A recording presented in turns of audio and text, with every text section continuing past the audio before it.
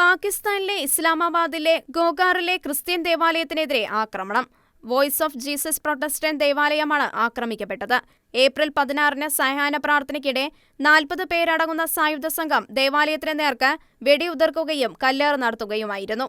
ഗേറ്റും ജനലുകളും തകർക്കപ്പെട്ടു.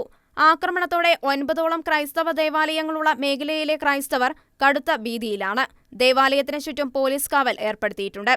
പ്രാദേശിക വചനപ്രഘോഷകൻ യൂനസ് മസിഹയുടെ മകളെ അവഹേളിക്കാൻ ശ്രമിച്ചത് തടഞ്ഞതോടെയാണ് ഒരു വിഭാഗം സംഘം ചേർന്ന് ദേവാലയത്തിലെത്തി ആക്രമണം നടത്തിയത്.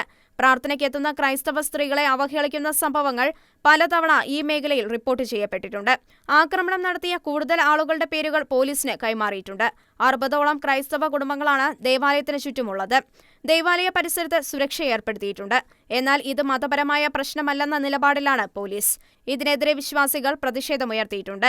റമദാനിൽ പോലും ഒറ്റയ്ക്ക് കഴിയുവാൻ പറ്റാത്ത അവസ്ഥയാണ് ഉള്ളതെന്നും ക്രിസ്ത്യൻ അവേക്കിംഗ് മൂവ്മെന്റിന്റെ പ്രസിഡന്റായ ഷഹദാസ് സൊഹാത്ര പറഞ്ഞു. മറ്റു മതക്കാരുടെ വിഷയങ്ങളെക്കുറിച്ച് അവർ ചിന്തിക്കുന്നില്ല എന്നും സൊഹാത്ര പറഞ്ഞു. പാകിസ്ഥാനിൽ ക്രൈസ്തവ ന്യൂനപക്ഷങ്ങൾക്കെതിരെ തുടരുന്ന ആക്രമണങ്ങളിൽ സഭാ നേതാക്കളും മനുഷ്യാവകാശ പ്രവർത്തകരും നേരത്തെ തന്നെ ആശങ്ക രേഖപ്പെടുത്തിയിരുന്നു.